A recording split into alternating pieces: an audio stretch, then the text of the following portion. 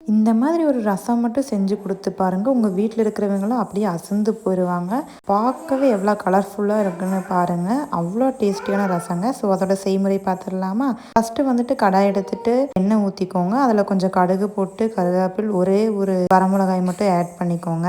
அப்புறம் பார்த்திங்கன்னா காரத்துக்கு ஏற்ப கொஞ்சம் குருமிளகும் சீரகமும் நான் வந்துட்டு உரலில் வச்சு தட்டிக்கிட்டேன். அதுக்கப்புறம் பார்த்திங்கன்னா ஒரு 5 பல்லு பூண்டு, அப்புறம் வந்து கருவேப்பில், 2 பச்சை மிளகாய் இது வந்துட்டு இந்த மாதிரி தட்டி எடுத்துக்கிட்டேன். எல்லாமே பார்த்திங்கன்னா கொஞ்சம் கொரகொரப்பாக வர மாதிரி தட்டி எடுத்துக்கோங்க. ரொம்ப உரலில் போட்டு நசுக்கிடாதீங்க. கொஞ்சம் தாளிச்சு விட்டுட்டு கொஞ்சோண்டு பெருங்காயத்தூள் ஆட் பண்ணிக்கோங்க.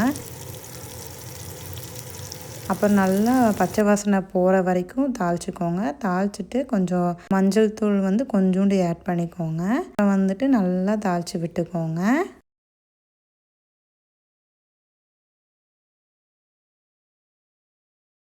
அப்புறம் நான் வந்து கொஞ்சம் புளிக்கரைசல் வந்து எடுத்து வச்சுருக்கேன். அதை வந்துட்டு நம்ம எடுத்துக்கலாம். இதில் வந்து பார்த்திங்கன்னா தக்காளி சின்ன சின்னதாக கட் பண்ணி போட்டிருக்கேன். ஒரு தக்காளி தாங்க நான் ஆட் பண்ணேன். அப்புறம் கொஞ்சம் வந்து மல்லித்தலை ஆட் பண்ணியிருக்கேன். இதை வந்து நல்லா இந்த மாதிரி புழிஞ்சு விட்டுக்கோங்க. நான் முதலையே இந்த மாதிரி பண்ணி வச்சுட்டேன். அப்போ தான் வந்துட்டு ஒன்றோடு ஒன்று நல்லா ஒட்டும். பச்சை வாசனை போனதுக்கப்புறம் வந்துட்டு பார்த்திங்கன்னா நீங்கள் ரெடி பண்ணி வச்சுருக்க புளிக்கரைச்சலை வந்து சேர்த்திக்கோங்க. சேர்த்திட்டு நல்லா கிளறி விட்டுக்கோங்க. கொஞ்சம் உப்பு சேர்த்திக்கோங்க தேவையான அளவுக்கு.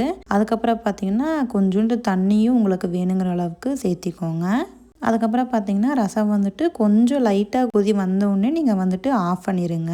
ரொம்ப கொதிக்க வச்சிடாதீங்க, அப்புறம் டேஸ்ட் வந்து நல்லா இருக்காது. ஸோ வந்து இந்த மாதிரி பண்ணோன்னா டேஸ்ட் வந்து ரொம்பவே சூப்பராக இருக்குங்க. உங்கள் குழந்தைங்களுக்கு ரொம்பவுமே பிடிக்கும். நான் என் குழந்தைக்கு தரதுனால தான் ஒரே ஒரு மிளகாய் ஆட் பண்ணியிருக்கேன். அளவான காரம் தான் செஞ்சுருக்கேன். நீங்களும் இதை ட்ரை பண்ணி பாருங்கள். இந்த வீடியோ உங்களுக்கு பிடிச்சிருந்தா மறக்காமல் நம்ம சேனலை லைக் பண்ணுங்கள், ஷேர் பண்ணுங்கள், சப்ஸ்கிரைப் பண்ணிக்கோங்க அண்ட் பெல் ஐக்கானை கிளிக் பண்ணிக்கோங்க.